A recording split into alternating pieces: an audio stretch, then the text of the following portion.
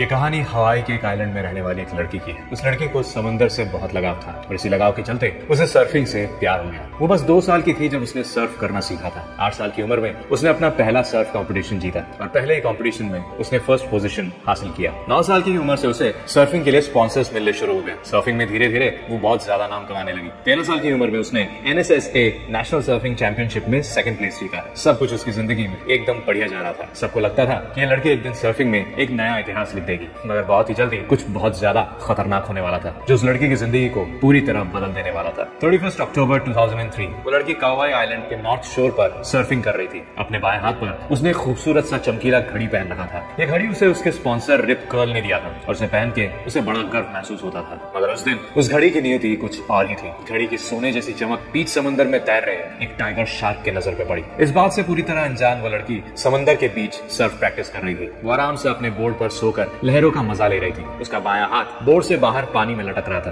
और ठंडे पानी का मजा ले रहा था। इसी दौरान अचानक उसके ऊपर एक हमला हुआ और एक ही झटके में एक 14 फुट लंबे टाइगर शार्क ने उस लड़की के बाजू को कंधे तक दबोच लिया। सूखे पत्ते की तरह लड़की के हाथ में उसके शरीर का साथ छोड़ दिया और शार्क के मुंह में गायब हो गया। कुछ वक्त तक उसे एहसास ही नहीं हुआ कि उसके साथ क्या हुआ। उसने चारों तरफ देखा तो उसे पानी का रंग एकदम लाल दिखने लगा था। फिर उसने उस शार्क को देखा जिसने उसके बाजू के साथ उसके बोर्ड का भी आधा हिस्सा चबा लिया था। दर्द और बेहोशी के एहसास ने उसे अंधेरे में ढकेल दिया। जब उसे होश आया तब वो हॉस्पिटल में थी और उसके शरीर से काफी खून बह चुका था। उस हादसे के बाद उस लड़के को काफी सर्जरी से गुजरनी पड़ी। उसकी जान तो बच गई, लेकिन हाँ, ये एक बहुत बड़ा इशारा था कि शायद उसके अब सर्फिंग के दिन खत्म हो चुके थे। उसके नाम कमाने की कहानी शायद बस यहीं तक थी। उसकी जगह कोई भी दूसरा इंसान होता तो वो दोबारा समंदर की तरफ आंख उठाकर नहीं देखता, पानी के नाम से ही घबरा जाता। इतना खतरनाक हादसा, इतना बड़ा नुकसान आत्मविश्वास पर एक बहुत बड़ा गहरा घाव छोड़ जाता है। मगर वो लड़की अलग थी। वो बाकी दुनिया से बहुत ज्यादा अलग थी। हाँ, उसे डर लगा, मगर सर्फिंग के लिए उसका प्यार कहीं ज्यादा था। उस हादसे को हुए अभी 3 हफ्ते नहीं हुए थे और वो लड़की दोबारा पानी में अपनी किस्मत आजमाने निकल पड़ी। आसान नहीं था, मगर वो अकेली भी नहीं थी। उसके परिवार वालों ने भी उसका बहुत साथ दिया। उसे सब कुछ दोबारा से शुरू करना पड़ा। सर्फिंग अब एक हाथ से करना सीखना पड़ा।